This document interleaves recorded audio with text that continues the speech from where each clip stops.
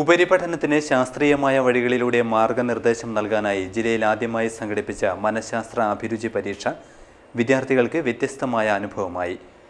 Malabar educational and cultural സൊസൈറ്റിയുടെ കീഴിൽ പ്രവർത്തിക്കുന്ന കാഞ്ഞങ്ങാട് യൂണിവേഴ്സൽ കോളേജിന്റെ ആഭിമുഖ്യത്തിലാണ് വ്യാപാര ഭവനിൽ വെച്ച് സൗജന്യ മനഃശാസ്ത്ര അഭിരുചി പരീക്ഷ സംഘടിപ്പിച്ചത്. ഓരോ വിദ്യാർത്ഥിയുടെയും കഴിവിനനുസരിച്ച് ഉചിതമായ കോഴ്സുകൾ തിരഞ്ഞെടുക്കാനും വ്യക്തിത്വ വികാസം ലക്ഷ്യം വെച്ചുള്ള മാർഗനിർദ്ദേശങ്ങൾ നൽകുവാനുമായാണ് അഭിരുചി പരീക്ഷ നടത്തിയത്.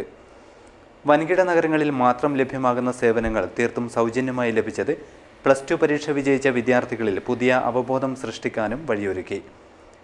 Universal college principal professor M.A. വിനോദിന്റെ അധ്യക്ഷതയിൽ കാഞ്ഞങ്ങാട് MLA E. ചന്ദ്രശേഖരൻ പരിപാടിയുടെ ഉദ്ഘാടനം നിർവഹിച്ചു.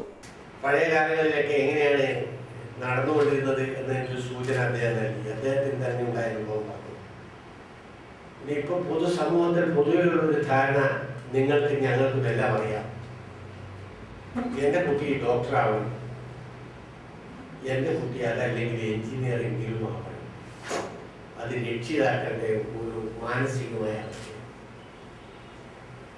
രക്ഷിതാക്കൾ അല്ലെങ്കിൽ രക്ഷിതാക്കളടങ്ങുന്ന പൊതുസമൂഹം അങ്ങനെ ഒരു കാഴ്ചപ്പാടിൽ എത്തിയതിൻ്റെ അടിസ്ഥാനത്തിൽ വളരുന്ന തലമുറയിലും അത് വലിയ സ്വാധീനം ചെലുത്തിയിട്ടുണ്ട്.